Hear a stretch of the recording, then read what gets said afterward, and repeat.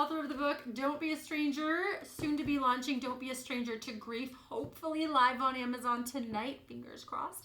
I am also a provider in the mental health arena, and I am an independent consultant with Rodan Enfield Skin and Hair Care, which is an odd little business that has completely changed my life on the e-commerce platform and has really transformed how I look at people and my world, and has, gosh, it has challenged me outside of my box in many ways, for which I am beyond grateful. So I'm here today to do a little video for you on my favorite places and ways to meet strangers. So the concept of connecting with strangers, it still feels very foreign, I think, for a lot of people. And of course, from a young age, we are taught, don't talk to strangers. And when I extend my presentations in the community around my book and the theme of my book, it's this notion of, but no, please do look at your fellow human, see them around you, notice if there's pain, notice if you can be the difference between somebody going home and feeling seen that day and not. So for me, connecting with strangers isn't about necessarily lasting relationships or, what's in it for me or what could come of this. It's really, can I just sprinkle a little bit of joy and magic everywhere that I go? Can I leave each place that I enter just a little bit gentler, a little bit funner, a little bit nicer? I know I just made up a word. Than it was before I got there. Like, that's really exciting for me. And I think the world can be a very magical place with all of the pain and all of the hurt and all of the difficult things out there. There's also a lot of beauty if we look, right? If we look around amidst all of the hurt and the pain. So that said, what are my top 3 favorite ways to meet people, to meet strangers, to connect? I mean, I tell you, my business was built on the generosity and kindness of strangers. So you'd be hard-pressed to convince me that strangers are not incredible, and that I'm just excited to meet the next stranger that could potentially become a dear friend for life.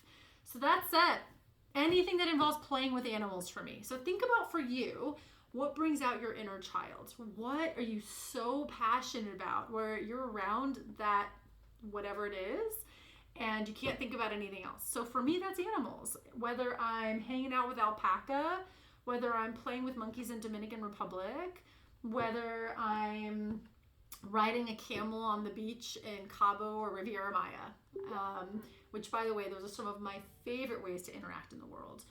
The reality is, if it's bringing out your inner child, then it is where your heart smiles. It is the essence of what can bring out the best in you. So go there. So whatever that is for you, go there. Go where you almost forget anybody is around you and you can be completely lost in those moments. How do I want to put this? The way you very likely look as you are lost in those moments will very likely feel intoxicating to the people around you. And I can't tell you, and this is not a humble brag or anything like that, but I can't tell you the most common compliment that I've gotten in my life as an adult is that I'm magnetic. And listen, I don't think there's anything magical about me.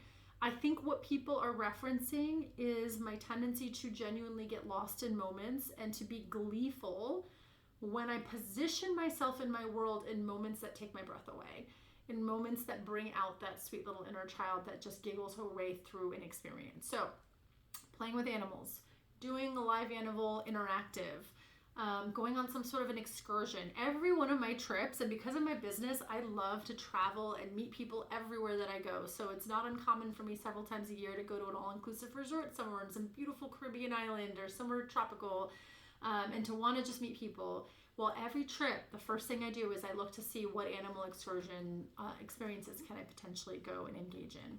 So that's my number 1. Number 2 is over food. For me, I love food. A friend of mine recently brought to my attention that my eyes literally like blow up when I'm around food, or if you share your food, or if I'm fed, right? There's something so like just special about like somebody wanting to share food with me. I can't tell you that like the frequency of times strangers have fed their food with me, I must give something off. I must. That says, I would really love to have some of your food. It makes my day every single time. There is just something so, I don't know what it is. It's awesome. And it brings out the best in me. And I love different flavors, and I love unique flavor profiles, and I love food tastings that take hours to go through. And I will sit there and I will just gobble up whatever's in front of me, and I will be so happy. And I will want to talk to people about what we're enjoying, and I'll ask questions from the chef about what we're eating and how it was prepared and the story behind it. And that is exciting for me. So you're seeing the theme. The theme is like, are you passionate there? Does it bring your heart to life? Like, does it really like excite you, whatever it is that you're doing in that moment? And then finally, my third top favorite place is really just going to the same places and building familiarity is one of the best ways that I've been able to meet people. So going to the same coffee shop on a fairly regular basis, getting to know people, being willing to look up from whatever you're doing every once in a while and initiating those conversations, maybe going to the same restaurant on a fairly regular schedule throughout the month or throughout the week. And as you go, the folks that work there will start to recognize you, and so you'll be able to banter with them a little bit. And then while you're bantering, by the way, you're smiling, and when we're smiling, we're appearing more engaging and more approachable to whoever might be around us. And so those are usually the top 3 ways that I end up meeting people the most consistently. Now, at the end of the day, you can meet anyone, anywhere, and the number one bit of advice I give is be willing to go first. Be willing to take initiative regarding that connection by introducing yourself, by asking a question to open conversation, and simply let people around you know that you are friendly and that you're open to engagement and banter. I cannot tell you, one of my favorite qualities about myself is my playfulness with strangers, my playfulness with people that I may never see again, my willingness to just simply create fun in those moments, no strings attached, right, with no expectation of outcome. So find for you what that would be. Think about what would bring out your inner child and your inner spirit and make you laugh and giggle, and go do that. And see if you end up attracting anybody into your sphere when you are just in your essence. Bye.